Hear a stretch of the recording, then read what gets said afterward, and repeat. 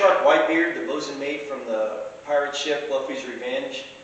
And I've been talking about Shark's Tavern and about our setup, our camp setup, you know, at the Port Nassau Pirate Festival. So I'm going to talk now about our weapons. We had an extensive weapons display. I had a lot of flintlock pistols. We had some cap and ball pistols.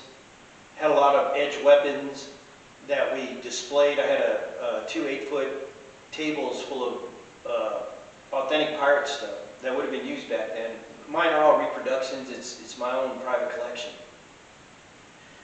But a lot of people came in and they were checking it out, and I told them feel free to handle the weapons, look at them, and do whatever, you know, see how much they weigh and what they feel like and everything else. And I did a little some pirate history on the weapons. I'm kind of a weapons guy myself. And basically they're flintlock. What pirates mostly use is flintlock pistols. And there's a couple right here. These are my wife's pistols that she carries. These are Murdoch pistols, and they're both flintlocks. And they're all metal, and they were highly sought after at the time. These were used mostly by Highlanders and officers of that era. If the pirates could get their hands on these kind of things, they're doing pretty good. They're smooth bore. They don't have any sights. They're only good accurately for about, I don't know, 10 feet or so. Other than that, you don't know what you're going to hit. And these are about like 45 caliber, so they're pretty good guns, and they look kind of cool. And my wife carries these at the rent fairs and stuff. That's pretty cool to do that. My weapon of choice is this guy here. And this is basically a cavalry pistol, and it's 62 caliber. It's similar to like a modern day 20 gauge. And these, they usually used them off horseback, and they had them on the horse, like on the saddles. They carry them like that, but I carry this on my belt. And what they liked to do back in the day was they'd load these up with what they call buck and ball.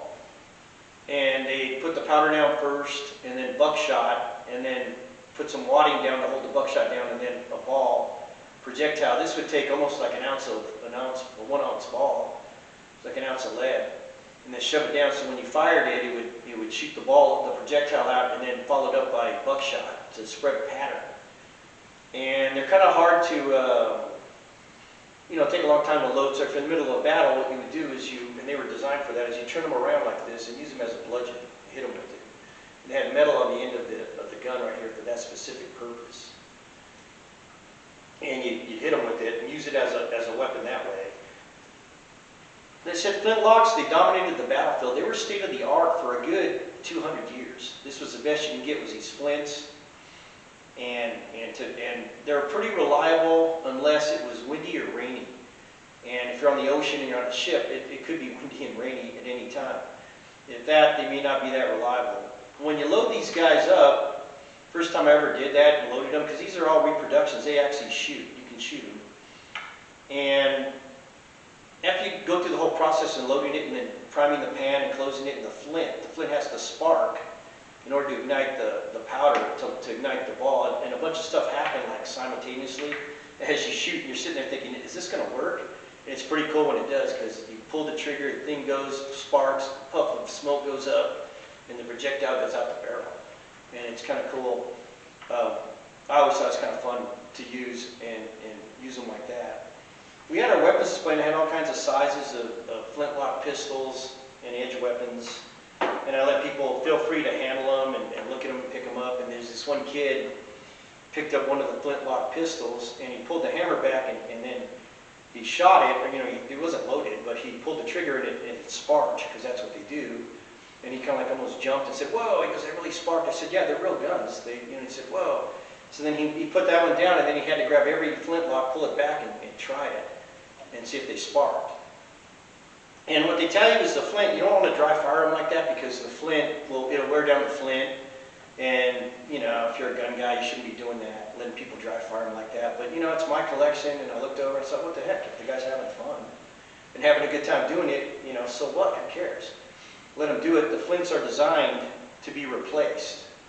So you can replace them, they're not that expensive, and when they wear down, you get like antler or something they used to use, and you nap them to make them sharp again so they'll strike. And then if they get worn down too much, you just replace them, and they're designed for that. So with that, they had, we had edge weapons too, multiple different kind of swords, cutlasses, which were the pirates' weapon of choice, short, stout blades used for